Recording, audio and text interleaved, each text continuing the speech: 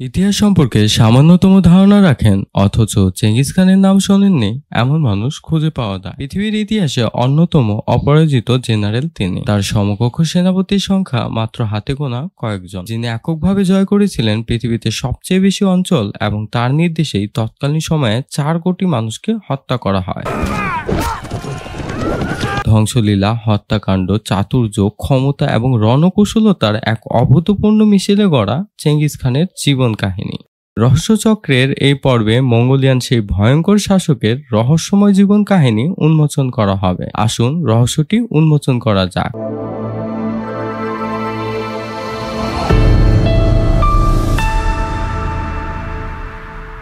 Genghis Khan আসল নাম Temujin, যিনি ছিলেন মঙ্গল সাম্রাজ্যের প্রতিষ্ঠাতা এবং প্রথম সম্রাট। চেঙ্গিস খান 1162 সালে মঙ্গোলিয়ার একটি ছোট উপজাতি পরিবারে জন্মগ্রহণ করেন। চেঙ্গিস খানের জন্মের সময় স্টেপ ভূমিতে ছিল তাতারদের বড্ড আধিপত্য। চেঙ্গিস খানের পিতা ছিলেন তাতারদের ঘোর শত্রু। মঙ্গল জনশ্রুতি অনুসারে তাতারদের দেয়া বিষ মিশ্রিত ঘোড়ার দুধ পানে মৃত্যু হয়েছিল তার পিতার। পিতার মৃত্যুর পর অপ্রাপ্তবয়স্ক তেমুজিনের নেতৃত্ব মেনে নিতে চাইল না তার গোত্রের লোকজন। তাই একে একে গোত্রের সব মানুষ তাদের পরিবারকে রেখে চলে যেতে শুরু করলো। এই সময়টা ছিল চেঙ্গিস খানের জীবনের সবচেয়ে কঠিন সময়। বালক চেঙ্গিস পরবর্তী জীবনের বিপদসংকুল পথ চলার জন্য প্রস্তুত হচ্ছিলেন সেই সময় থেকেই। শৈশবের প্রতিকূলতা তাকে তিলে তিলে মজবুত করে গড়ে তুলেছিল ভবিষ্যতের জন্য। চেঙ্গিস খানের চরিত্রের কঠোরতা কিন্তু বাল্যকাল থেকেই বোঝা যাচ্ছিল। মাত্র 13 বছর বয়সেই নিজের সৎ ভাইকে হত্যা করেছিলেন নিখুঁত তীরন্দাজ বালক তেমুজিন।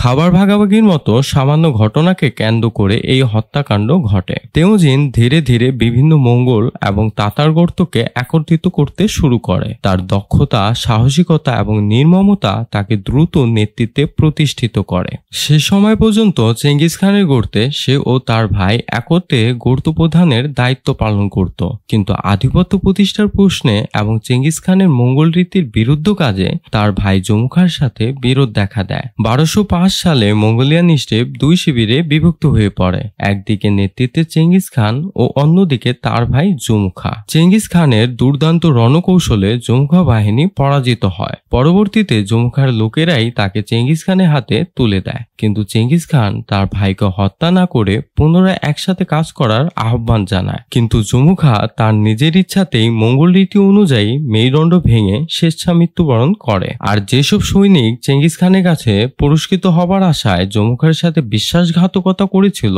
তাদের পরিণতি হয়েছিল খুবই ভয়ঙ্কর। চেঙ্গিস খান তাদের সবাইকে বিশ্বাসঘাতকতার অপরাধে ফুটন্ত পানিতে সিদ্ধ করে হত্যার আদেশ দেয়। জমুখাকে পরাজিত করার পর মঙ্গোলিয়ার বাকি গোত্রগুলোও একে একে চেঙ্গিস খানের বশ্যতা মেনে নিতে থাকে। 1205 সালের মধ্যে তিনি তার সকল প্রতিদ্বন্দ্বীদের হটিয়ে এককভাবে সমগ্র মঙ্গোলিয়ার অধিপতি হিসেবে অতিষ্ঠ হন। এরপর 1206 সালে তেমুজিনকে চেঙ্গিস খান উপাধি দেওয়া হয়।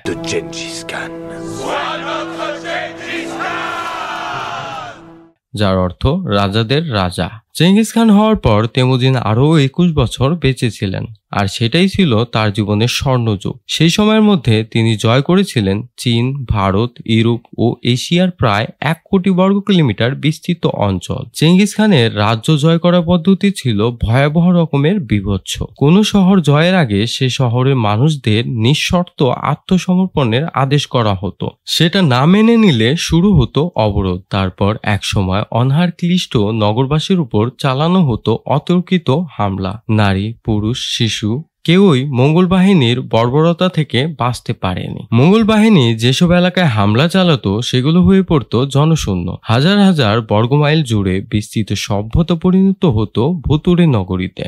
ধারণা করা হয় চেঙ্গিস খানের বিভিন্ন অভিযানে মারা পড়েছিল প্রায় 4 কোটির মতো সাধারণ মানুষ, যা তৎকালীন পৃথিবীর মোট জনসংখ্যার প্রায় 11%।